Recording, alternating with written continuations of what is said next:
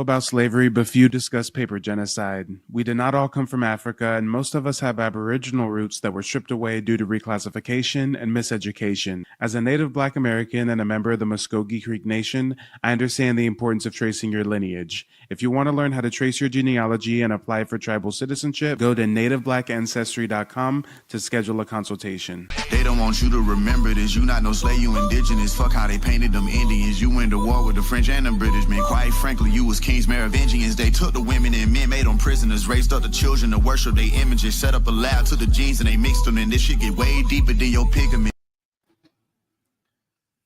Man, you know what's ironic? So many in Latin America spend their time trying to negate or be contrarian to Native Black Americans' Aboriginal claims. Correct me if I'm wrong. I'm sure you guys have seen it on Instagram, on TikTok, on YouTube. These Latin Americans claiming that they're the true indigenous people and we come from African slaves, right? But we really got to talk about this identity crisis that they don't want to admit to. On one hand, they diminish their African heritage. They don't want to be seen as Black. They don't want to be associated with that history, so they erase it, right? And then on the other hand, they downplay their European roots too, even though their last names, their religion, their language, their architecture, and even their entire political systems are direct inheritance from conquistadors and colonizers. So what's left?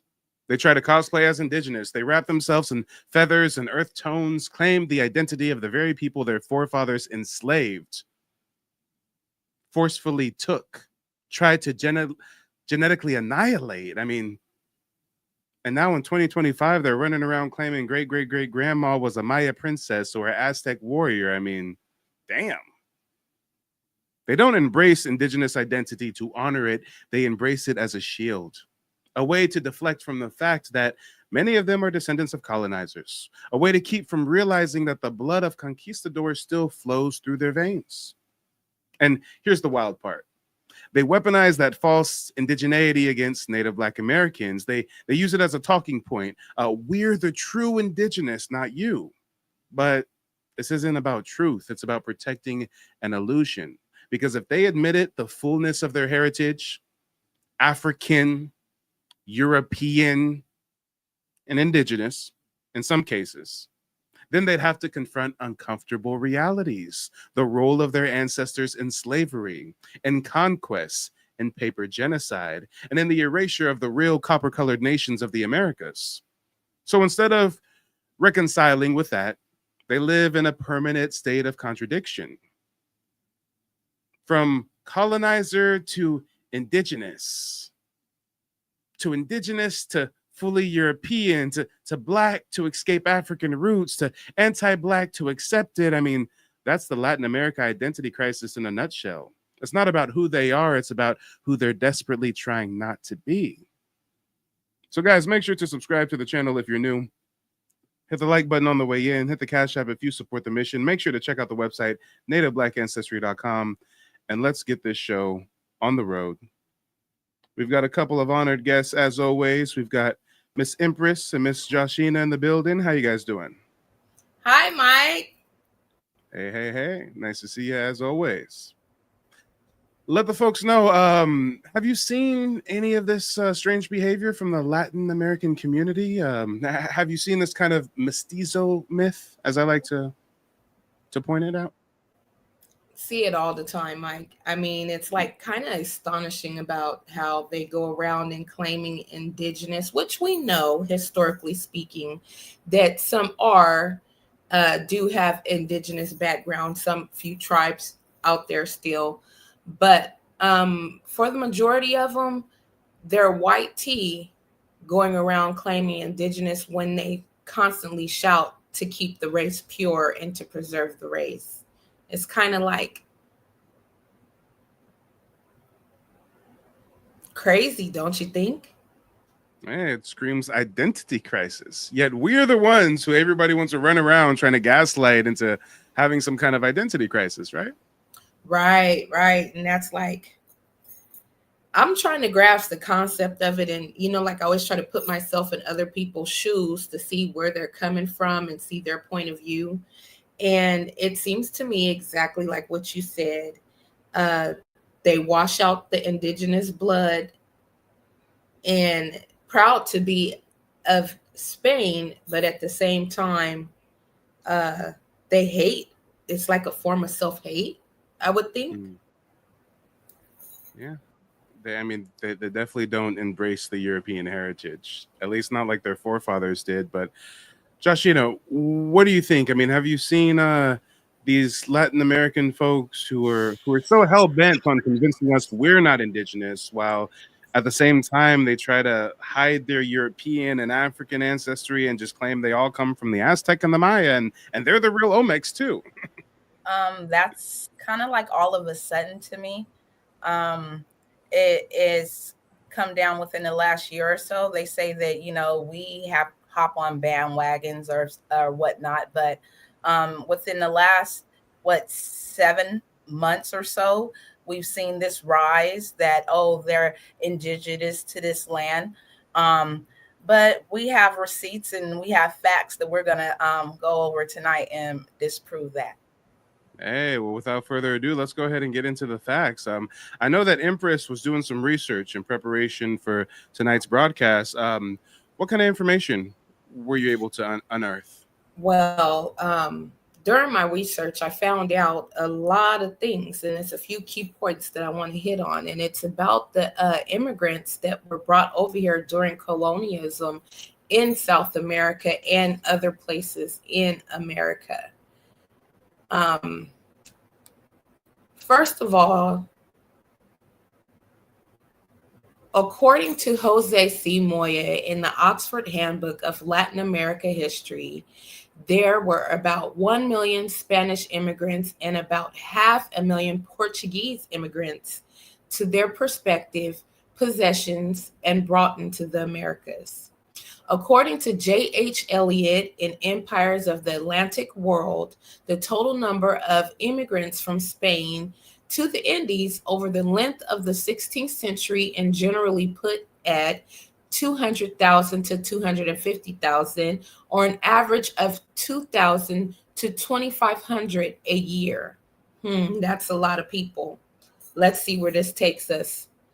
Initially, the vast majority of immigrants were men, but as this initial wave of men began to settle down, more women and families began coming over as well. So you know what that means. Since the first wave that was coming over as men, and women didn't start coming over till after the men settled, what were these men doing in the meantime? Taking advantage of the indigenous women that were there already. Yeah, Oh, pretty. wait, hold on. Time. Those were quite a few numbers that you rattled off there. Was that hundreds of thousands of Europeans migrating over? Yes, this was during the colonial period. Um, Only 200,000 to 250,000, with an average of 2,000 to 2,500 a year. So Wow. during the colonial period for the 16th and 17th century, that's what the numbers are coming up So with. basically, on average, every year of European, Spanish, Portuguese colonialism, they're bringing over about 2,000 to 2,500 colonizers, right? And most of them are men. Not only men, but probably military-aged men, probably conquistadores, probably mercenaries, knights, right? Exactly. And it states Mm. that here in the paper. Even though these numbers are presented by well regarded experts, take them with a grain of salt. Migration and population figures are notoriously difficult to gather in a society marked by drastic divisions in social class. So, with the social class meaning military, rich, poor, or craftsmen. So it all depended on the amount of money or the status quo that you had to come up over here, but the numbers are still the same. Interesting. And when you talk about the social aspect of that, You know what? What really comes to mind is the chart. I'm sure that you guys have probably seen this chart before. It's like a Spanish caste chart, and it lists the different, racial hierarchy and yeah. I mean, they really got it down to a T. I mean, in North America, the British, the French, they got Negro, mulatto, Indian, freedman, but the Spanish, they got octoroon, mestizo. You got this, you got that. Matter of fact, hold on. I wonder if I can zoom in on this so that I can read some of these. So, reading this from top left to right, we've got Español con India mestizo.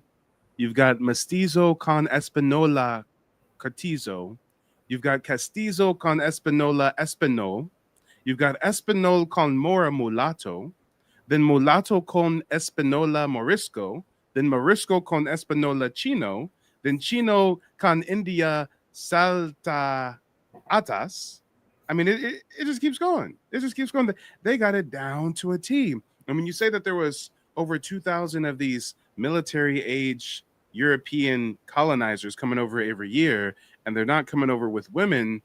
We can only draw one conclusion, that the majority of Latin Americans that claim indigenous ancestry have that ancestry because their European ancestors forced themselves on the local indigenous women. And why is that something that we never really hear from the Latin American community? I think they try to deny the fact that they were colonized and enslaved, and they're quick to say things about the native Black Americans and say that we are descendants of slaves, when we know that there was a huge Black indigenous population here besides the West Africans that were brought over here during the No, hold on. Some of them do highlight that we are descendants of slaves, and some of us are descendants of slaves. That's not even the issue. What they really try to gaslight us into believing is that we're descendants of African slaves. Yes, And the exactly. vast majority of African slaves went to Brazil, South America, the Caribbean. Your average Mexican descends from an African slave more so than a Black American, right? Yes, very much so. To add to that, it also says that additionally, it is crucial to point out of the different places in the Western Hemisphere had different migration rates. For example, in the 16th century, most immigrants traveled to the viceroyalties of New Spain and Peru. These areas remained the most populated of Spain's possessions, but as economic conditions changed over the following 200 years, like the growth of the sugar industry in Cuba or the growing importance of cities like Buenos Aires, immigration rates also fluctuated. In some areas of the New World, people of European descent eventually came to be the majority population. People in the New World of European descent eventually came to be the majority population. Rio de la Plata, which made these regions settler colonies similar to Canada, Australia, or the United States. Other regions of New Spain, Guatemala, Bolivia, had much higher indigenous populations, so the cultural impact of immigration was mitigated, although still substantial. Now, did you hear that one? That right Hey. there. Wait, hold on. So, just like how in North America, even though at one point in time the Black indigenous were the majority, but we get invaded over hundreds of years to where we're the minority in our own ancestral homeland. You're saying the same thing happened to Central and South America. Them Europeans of a Spanish and Portuguese flavor just kept flooding over and kept flooding over. And when the men came over, they forced themselves and grafted them onto the indigenous women to where now the European is the majority. Exactly. That key point right there. And that's why you have a huge difference in the Latin community predominantly Mexicans or just South America in general that have a huge white tea population compared to their heavily melanated Afro-Indigenous population. They were basically washed out and coerced and taught to believe that being lighter is better. So they all joined in, and even after independence, still preserved keeping the race pure and bettering the race. So they constantly look and search for white tea Spaniards to mate with, have children with, instead of their own indigenous roots. I see.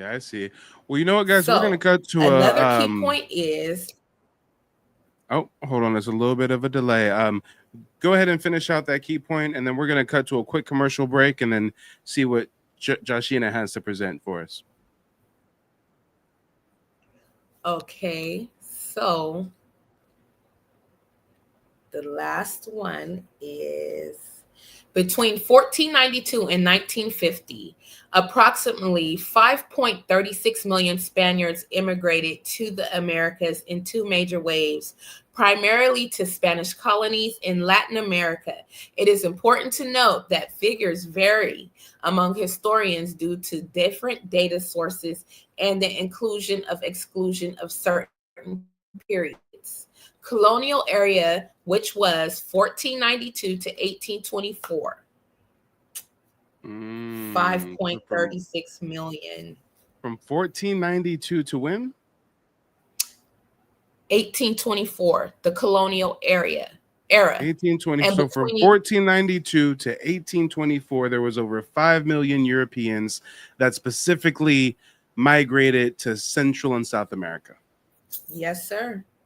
Damn. And 5 million Europeans with a healthy mortality rate and a healthy birth rate. Imagine how fast they can reproduce, especially when they're forcing themselves on the indigenous women. Whereas in North America, they want to gaslight us into believing that we descend from African slaves when only 300,000 or so African slaves, they claim, were shipped to North America.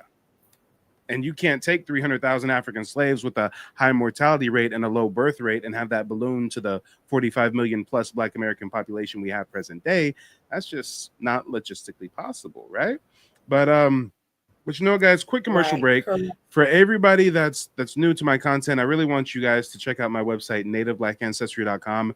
I built this website with tons of historical resources for folks that are looking to learn more about Black indigeneity or looking to learn how to trace their family's genealogy.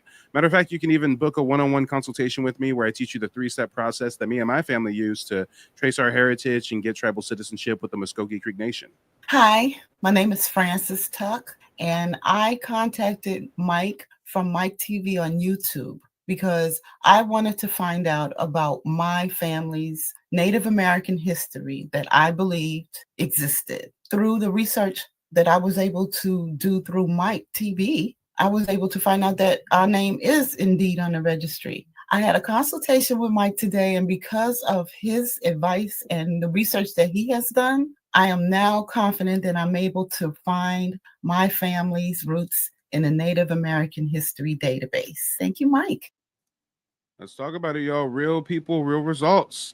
And just the other day, I officially launched my course, Hidden Heritage, The Untold Story of Native Black Americans. I've been working on this for 2 years for folks that, see a lot of my content on YouTube, on TikTok, but want, a more formulaic approach to researching Black Americans' indigenous roots. This is going to be a full course taking us from the early days of colonization all the way to present day, tying all the different organizations and different bad actors that were a part of not just colonizing our ancestors, but reclassifying them through the process known as paper genocide. So definitely check out the website, nativeblackancestry.com. We've got a lot of historical evidence for you guys who are looking for some heavy-handed receipts. But speaking of receipts, Joshina, I heard you came with some receipts today. You sourced some videos for us, right? Yes, I did, and I think they highly relate to the topic, and I'm excited to go over some. Hey, well, let's get on into it. Let's see. We'll start with this one. What are we gonna see with this video right here? Okay, so this one right here is a Native American saying that she doesn't agree with Mexicans referring to themselves as indigenous to this land or being indigenous Americans. Okay, well, let's go ahead and get into it. Let's go. Yeah, no, trust me. I come from an indigenous background, so a lot of my family is dark skinned. A lot of my aunties are married to a very like dark skinned indigenous men too, especially like from Oaxaca and all of that stuff. And it's even from my own people that I get this, my accent, or even my tias. Why is she married to that prieto, which is like dark skin? So trust me, Why is she married to that prieto? Damn, I ain't heard that one before. That sounds offensive. That prieto. What's a prieto, Joshina? I don't know if you know. No, I've heard mayate, but not prieto. Yeah, damn. I know. Even my own people discriminate against their own people for the skin color because they're colorist. Although I didn't experience that, my sisters did. Although I didn't experience that, my aunties who married dark-skinned indigenous men from Oaxaca did. Especially because we don't fit the beauty standards because we have very indigenous features. They call us things like indios, nopaleros. They're this Dominican guy who just stitched me talking about they have to. Okay, I'm a little distracted. Is she eating corn? What is she eating that is dripping wet out of her? I'm just a little distracted here. Maybe it's my I ADD kicking in. Hell. She real sloppy with it. Be careful with me because I've been so fake-ish, trying to sound so cool. Let me tell you about this type of women. Like, my grandpa didn't even speak Spanish. My grandpa spoke their native language. Sadly, I don't. Wait, your grandpa spoke. What was the name of the native? I'm calling cap on this one. I'm sorry, I'm calling cap. If your grandpa spoke his native tongue, I think you should at least know the name of the language, ma'am. Know it though, but hey, even my own people hates indigenous people. So Damn. Okay. I mean, It's like they still discriminate against each other. We have one calling herself, an indigenous American, one calling herself, and she's talking about the other ones is calling herself indigenous or native to the land, and she's discriminating, and she's saying, the lighter, the darker, it's just a practice that's just like bred into these people, no matter what. They tend to use the color scheme to justify if they're native or if they're indigenous or if they're just mazitos. So to me, that just proves that we have a big identity crisis here, and it just gets real deep, people. yeah, and you know what? A big difference that I noticed, because somebody surface level could make the argument, well, Mike, she's talking about colorism in the Latin American community, and there's colorism in the Native Black American community. But here's the difference. The colorism in our community was forced upon us through segregation, laws, massacres, lynching, et cetera, et cetera. Black Americans getting preferential treatment for being able to pass. And not even preferential treatment, but just, damn it, being treated like a human being if somebody thought you were fair enough skin to potentially be European, right? So when you see the colorism in the Native Black American community, first of all, it's not to the same extent as in Latin America, for one. But for two, there's some envy from the darker skin community because fairer skinned people in our community typically get certain privileges, and certain fair skinned individuals in our community have sold out our community, right? In the past. But when you look at the colorism in the Latin American community, it's because they want to breed the blackness out of that region. They have practices like Major La Raza, the Blanqueamiento, where they literally wanted to breed the melanin out of the population. So, Native Black Americans on one hand, it's like we got a little tit for tat, tongue in cheek, light skinned versus dark skinned jokes that we do here and there. It's not that serious. But in Latin America, they literally despise their melanated heritage and they want to breed it out of existence. That's deep. And if there's anybody that doubts what we're talking about, just Google blanqueamiento. Just Google it. It'll pull up right on Wikipedia, okay? Blanqueamiento means whitening. It was a social, political, and economic practice used in many post-colonial countries in the Americas and Oceania to improve the race, mejorar la raza, towards an supposed ideal of whiteness. And this is a representation of exactly that. You would have the dark-skinned indigenous woman or the dark-skinned African slave, and you would force her to have a baby with a Spaniard. So now the baby comes out like a mulatto or a mestizo. Then that daughter is forced to have a baby with a Spaniard. And now in just a couple generations, that bloodline is European presenting, right? Yeah, we see it over and over again, and there's plenty of examples. Yeah, it gets deep. It's deep. But yeah, let's see what this next clip you have is. What's this? Mexicans and Native Americans are not treated the same. Let's take a look. Mexicans want to claim that they're Native Americans, but at least in the US, Mexicans and Native Americans are not viewed the same way. They're not treated the same. In continuing my legal historical research, I found a law from 1909 Arizona, two of them that have to do with the way Mexicans and Native Americans were viewed by the first law says Mexican citizens with an intention of becoming American citizens have every legal voting right that white men have in Arizona. Whoa, so you're telling me Mexicans have always inherently had white privilege in North America? Not only that, they fought for it. Oh, so was this part of that Major La Raza? Oh, yes. Oh, yes. It all connects. It all connects. They fought to be identified as YT. And, they brought it from their homes to, out into the public. And that's how they judge everyone else around them, by that color scale.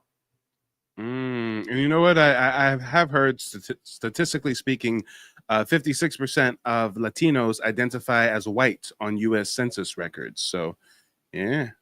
So they have access to these rights that are otherwise reserved just for white American citizens.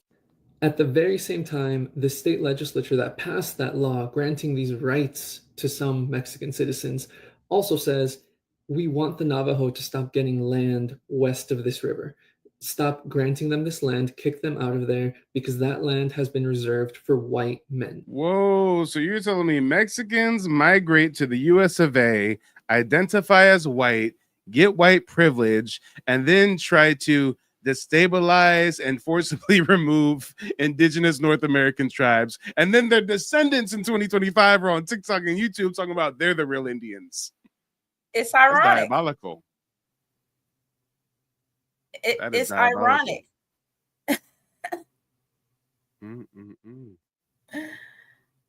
Yeah, this is some wicked work, y'all. This is some real wicked work. But let's see what else old boy had to say. Let's see. Where's my clip at? Here it is. So it becomes really clear that in this time period, Mexicans were seen as, you can give them some rights. They can have access to voting. They can be viewed somewhat similarly to white American men in Arizona. But the Navajo, they don't get rights. They don't get land. Send them back to their reservation so they stop taking what rightfully belongs to white men. Now, that's not to speak for cultural, ethnic, other kind of racist issues that may have been happening at the time, but I think it's interesting that at least legally here, Mexicans were given some rights and Native Americans were seen as deserving nothing. Damn. But nowadays, the descendants of the conquistadors are claiming that they're the true Native Americans. What? And we were just talking about their policy to better the race. I think that's what this clip here is about, right? That's exactly what this receipt is. It's going to show some young gentlemen talking about what they practiced at home and how they're treated as a group if they do not practice this. Older Mexican man won't let his daughter date a black man, but she could date a white man. Because of the skin color. It's almost sad because they say para mejorar la raza. That's what they be saying. To better the race. Yeah. Fucked up, bro. They're fucked up, bro. So when my grandma moved to the city and my grandpa moved to the city and they met, my grandma automatically just seemed better because she was with this guy from Michoacan that was light skinned and white with green eyes. And she looked like Felipe, dark, short. And that she thought she was better, fool. Like, I swear to God, for my grandma just passed, but she loved my nephew more than she loved my niece. Damn, and she loved my nephew more than she loved my niece. The nephew must have been lighter skinned, huh? Of course. Damn. That's what they do. They treat their children differently. They treat their family members differently. There's times when they won't even invite certain family members over to the home on holidays because they're a different skin color. They try to breed out the indigenous, and now they want to sit there and claim that they are indigenous. They are a different people. They're a whole different race. They're mixed with so many different things, European, Filipino, and African American, which they try to not tie themselves to. In some cases, they are mixed with indigenous people, but you got to remember they have try to breed this out. So what do we have left? We have a people that are cosplaying as indigenous people. And you know what? Speaking of that, Sheena, I think you were telling me before the broadcast that you also found some receipts about that Filipino migration into Central and South America, right? Oh yeah, that'll be me right here. I got it pulled up already, ready. Oh, it was Empress. I'm sorry. I'm sorry. I got you guys mixed up. I was talking to Empress, but I called her Joshina. My bad. It's all right. I got you, Chief. Okay, during the Manila Galleon trade of 1565 to 1815, thousands of enslaved or forced Filipinos were transported by the Spanish across the Pacific to Mexico, Central America, and Peru. The trade connected the Philippines with Spain's colonies in the Americas and was a key route for the trans-Pacific slave trade. Damn. So you're telling me the reason why we see a bunch of Mexicans that look Asian is because thousands of Asians were shipped from the Spanish colony of the Philippines to the Spanish colonies in the Americas? Correct. That would be correct. A lot of them that look Asian are because they are mixed with Filipino. It goes on to say that the Spanish exploitation, the colonizers circumvented official decrees against indigenous enslavement in the Philippines by taking advantage of the pre-colonial bonded serf system. Filipinos were also forced into service as sailors on the galleons and faced harsh and deadly conditions during the voyage, but a lot of them did make to South America. Enslaved through conflict, the Spanish and their allies regularly enslaved Muslim captives from conflicts in the southern Philippines, particularly from Mindanao and Jolo. So those were the regions they were took from and brought here to the Americas. And I think I found the map. This is what we're referring to, the Dia del Galeon. Yes. Damn. So straight west of the West Coast is Asia, the Philippines. So they were going over there to the Philippines because the Spanish had colonized the Philippines. Most people in America don't even know about that, haven't even heard about it. But yeah, the Philippines was colonized by the Spanish. And when they were enslaving the Filipinos, they were shipping them over here to the Americas. And guys, you know how I really found out about this? I recently hired some virtual assistants from the Philippines. I got some virtual assistants in the back end that helped me with editing some videos and clipping some live streams up and stuff.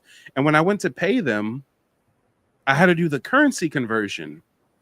And believe it or not, the currency that the Filipinos use is called the Filipino peso.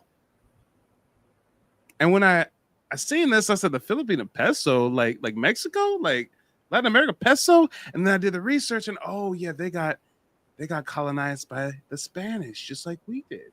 And they were shipping them over here and having them mix in with the local population, which is why a lot of them Mexicans look Asian. But you'll never hear them talk about their Filipino roots. You'll never hear them talk about their European roots. You'll never hear them talk about their African roots. In 2025, they want to cosplay as full-blooded indigenous folk. All right. Okay. One more key point was, it also says that sale by native elites. Native Filipino chiefs who already held slaves sold them to Spaniards in Manila, who then put them on galleons bound for the Americas. Boy, that's so sad. These Filipinos ain't shit, just like these damn Africans. Damn. Selling their own people into slavery. Yeah, for sure. And I believe it too, because the indigenous population of the Philippines is heavily melanated, Afro. Yeah. Don't get me started. A lot of Asians, like the Koreans and the Chinese, they look down on the Filipinos, the Taiwan, the Vietnamese. They're seen as like the niggas of the Asians because they're a little brown, right? And the Cambodian and the Laos and the Hmong, they all are darker Asian. Some of them even have, do you know Cambodian, Laos, and some Hmong have afros over there? When you see them, they got afros, they have braids. And you know, we have a huge Cambodian population right here in California in the valley, and they not too far from us. They not. So I believe it. I believe that the lighter ones were selling the darker ones. Okay, I can dig it. As it's making a lot more sense now, guys. We are connecting the dots. But you know what? Let's see what else we had. Joshina, what is this one here about? So I just said on this one that it was more like pretending crime. Because she really is. She's calling out, you know, other like this is another one calling out Mexicans, saying that, you know, they don't have the right to call themselves indigenous. But she kind of like goes deep into her reasoning why. So she gives us another explanation why they don't have the right to call themselves indigenous. Okay, let's see.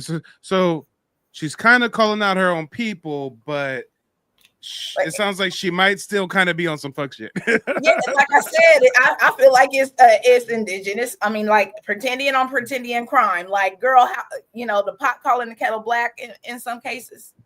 Well, let's get our popcorn, y'all. Let's go. My personal experience, the problem isn't when Mexicans reference our native ancestry. The problem is when Mexicans. And this is Major La Raza right in front of her face. Don't she look like a white girl? I mean, she looks damn near indistinguishable from a white girl. I mean, yes, long black hair, right? But just skin phenotype, like a melanin. I mean, that Major La Raza ran its course, goddammit.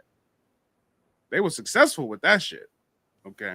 Play blood quantum, and when Mexicans play pretendian.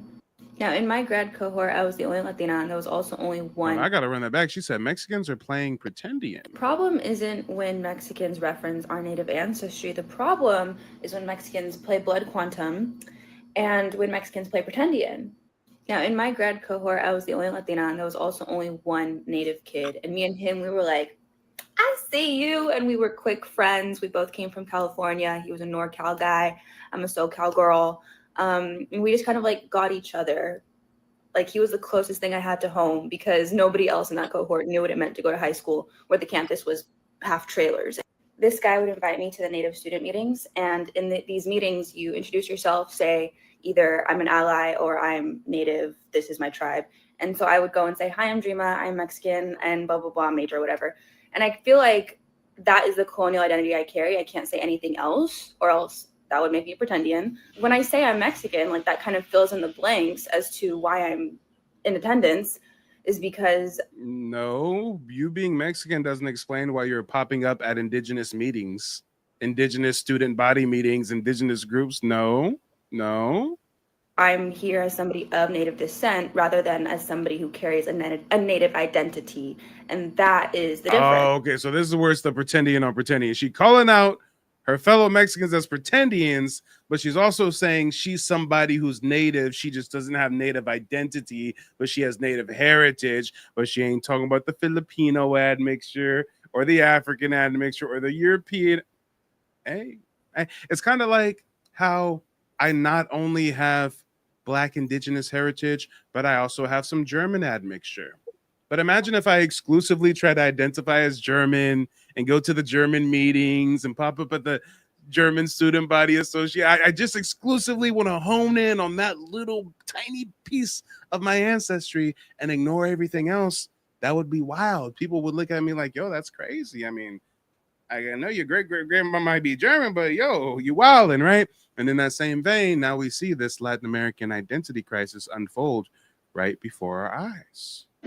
And this friend invited me to the Indian American Community House on Governor's Island. He was a artist, he was a resident artist or something like that. I don't know the title. And we workshop plays for 2 summers straight. Like, you can be chill. You can be chill as hell and involve yourself in Native communities as an ally, as somebody of Native descent. But once you start playing this, like, oh, I look more Native than you because I'm Mexican, like, that's bye. One time we went to the Columbia powwow, and he's like, oh my God, I know somebody from college there. There's a pretendian over there. I turn around. I go, he's Mexican, isn't he? He was a brown Mexican man going around California saying, I'm Native.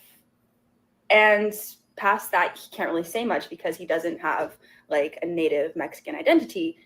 But you're also Mexican claiming you're Native. You're just being a little more slick with this shit. She's just being a secret agent conquistador instead of being out there waving with a sword and a shield. She being real secret. She on some Catholic nun type shit. She like, oh yeah, I'm an ally. Let me come to the powwow. Yeah, let me come workshop with you. Yeah. She didn't infiltrated behind enemy lines. There it goes. That's how they do it. Exactly what she doing. That's how they infiltrate right there. Talking about just be chill. Nah, bruh. She on the same type height. You feel me? But she looks more European than anything. She doesn't look like I wouldn't even took her for a Mexican. She looks like a European. White passing and then some more. Yeah. Yeah. It's best that she don't say it. Which isn't an Indigenous identity. So yeah, you can be chill. Like, wait, did she then just say Mexican is not an identity? Wait, what? Native Mexican identity. He can only say he's Mexican, which isn't an Indigenous identity. So she just said Mexican is not an Indigenous identity, but she's also trying to proclaim she's Native because she's Mexican. I'm confused. All right, I'm down. We ain't even gonna watch no more of that. We're gonna lose brain cells on that one right there. Okay, we're gonna lose some brain cells, but hold on. What is this one right here about? I see old boy. He's looking strange. You got the American flag in the back. I see a Mexican flag. I see a feather. He's having a complete identity crisis. He is. To me, it looks like a mental breakdown. I think somebody should call help for him. Get a straight jacket because this guy wants to identify as everything. Damn, well, let's see. Ask me this question, whether I'm Native American, whether I'm Mexican Indigenous, or I'm Mexican Spanish. And that's damn, wait a minute. That sounds like an identity crisis. He said what? A lot of people ask me this question, whether I'm Native American, whether I'm Mexican Indigenous, or I'm Mexican Spanish. And that's because I don't have a lot of hair on my body. In fact, any native to America, whether it be South America, Central America, or North America, if you were a Native Indigenous person, you didn't have much hair on your body. But then I have lighter colored eyes. So it's like, am I one or the other? And the simple answer is, I'm Mexican American. Both of my parents are Mexican, and I was born here in America, so I'm Mexican American. But you know what? When you really think about it, I could even say that I'm native. So you descend from European migrants, okay? When you really think about it, I could even say that I'm Native American. Wait, what? Really think about it, I could even say that I'm Native American because the fact is that many of the countries in Southwest United States used to belong to Mexico and be Mexican territory.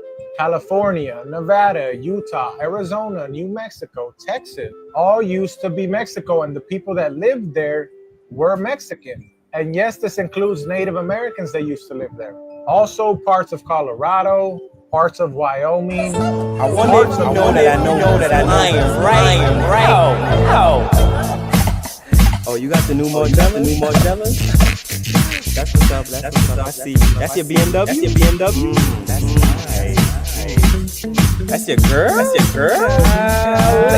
Wait. I see. But, I just want to know one thing. You ready?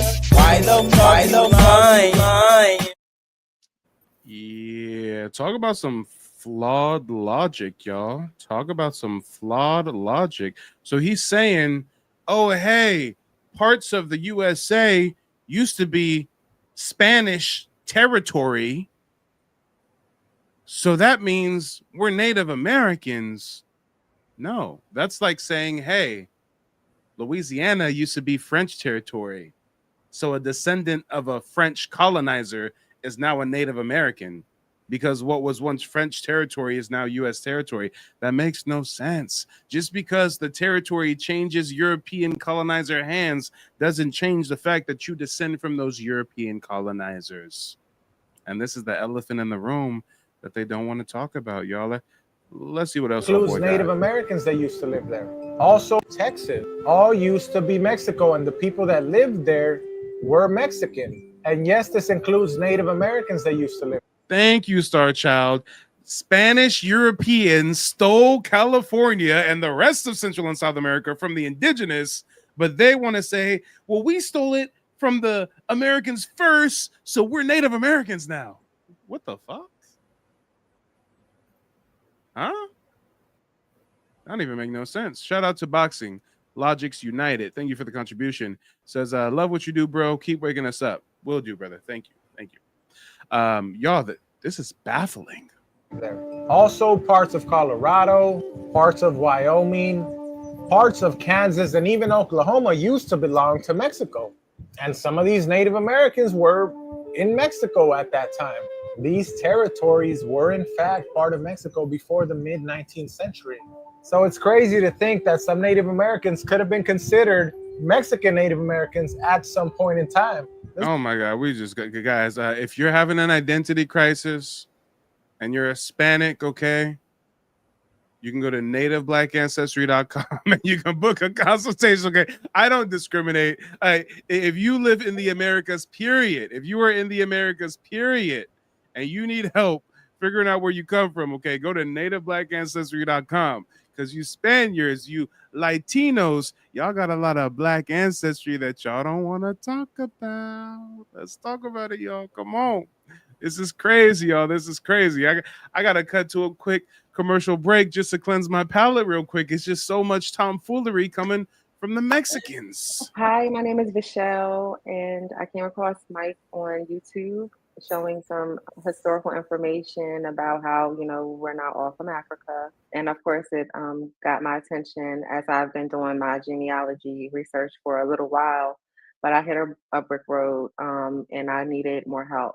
So the consultation that I had with Mike, it was great, very informative. It showed me a lot of history that I was unaware of. And it's made me more aware of what I don't know. So with finding him, I'm pretty sure that it's going to open up a new door, information about who I really am, who my lineage is.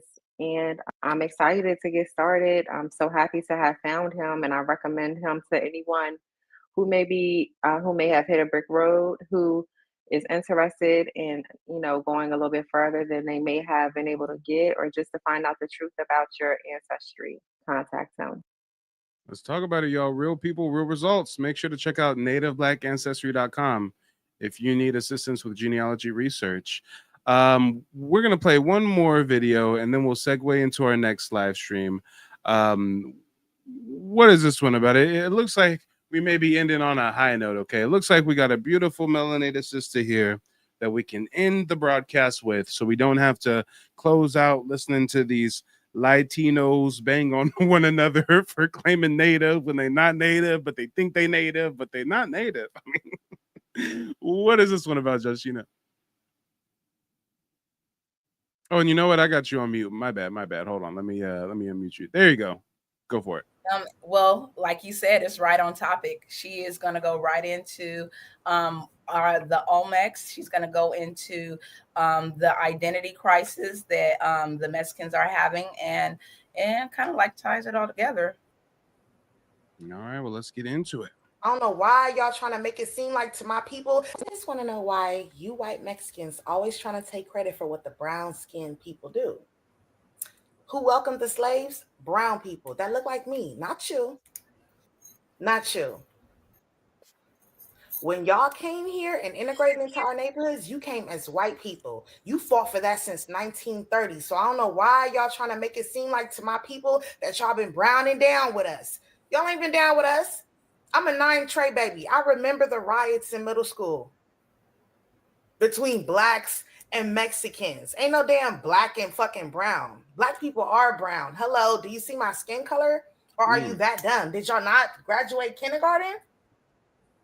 Black is a status. Ain't got nothing to do with my skin color. But please, stop making it seem like y'all welcome slaves. Like y'all are so kumbaya with my people. Y'all not. Like, stop. Ain't never been black and brown. Y'all only use Tupac when it's convenient. Ooh, not you only use Tupac when it's convenient. Oh, Lord. Oh, Lord, she was cooking on that one. I think I got the wrong topic, but this is still a good one. Yeah, that was still a good one. Regardless, okay. She laid it down, dropped the mic on us. Well, you know what? Let's go ahead and do a quick round robin of closing remarks. When we close out this broadcast, don't go anywhere, guys. We still got more content on the way. As soon as this stream ends, there's going to be like a 5-second countdown on your screen, and then it'll push you into the next live stream automatically. But let's do some closing remarks. Let's start with Empress. What's on your mind? I would just like to say basically the same thing to Latin America as I would say to the Pan-Africans and Africans. Claim what you want to claim. I'm not going to come from you unless you come from me. Leave me and my indigeneity alone, and I won't worry about yours. And Viva la Gaspayenga. Yeah, the one who gave y'all first free city of independence in South America. A black man, a black indigenous man. Yeah. And then came y'all black president. Y'all got to give us our props, man. We helped y'all a lot more than what y'all give up to us. But anyway, on that note, sis. Well, I would like to just add to that and say that, you know, there were Black indigenous people here before Spain came over and conquered and colonized in Americas and Southern America and on, you know, in the Caribbean islands. It's been proven. Queen Khalifa was here. It's been recorded. They tried to say it was a romanticized or a fantasy. And but how many people had this same fantasy about this same woman? The Amazonians, Queen Khalifa's people were here, and she ruled a big part of the what we call the United States of North America and South America, all the way to the Caribbean islands. They try to disinherit and you know, disconnect from the indigenous blood that they do have, and unfortunately it has worked. They have very few indigenous people left. They just now have started to recognize and honor the Afro-Indigenous people of their land. right now in 2024, if I'm not mistaken. They just started counting Afro-Indigenous people in Mexico on the 2020 census. So they're moving in the right direction, but it's taking too long. And also the indigenous people of their land need to stand up and speak out a lot more, because you are still being erased right now to this day. So on that note, do your genealogy, book with Mike. He can help you to find your roots and your lineage. And we'll see you in the next live. Yeah, well, I appreciate you guys rocking with me. In the next live stream, I'll definitely drop a link if you guys want to hang out with me some more. We will be celebrating my birthday a bit on the next live stream. Yeah. Thank you very much. Thank you very much. I'm an old man now, y'all. Yeah, let's Oh man, I'm having a midlife crisis, or quarter life midlife crisis. I don't know. All right, well, guys, don't go anywhere. As soon as this broadcast ends, it'll push you into the next one. We'll see you in just a moment. They don't want you to remember this. You not no slave, you indigenous. Fuck how they painted them Indians. You went to war with the French and the British men. Quite frankly, you was kings Merovingians. They took the women and men, made them prisoners. Raised up the children to worship their images. Set up a lab to the genes and they mixed them. And this shit get way deeper than your pigment.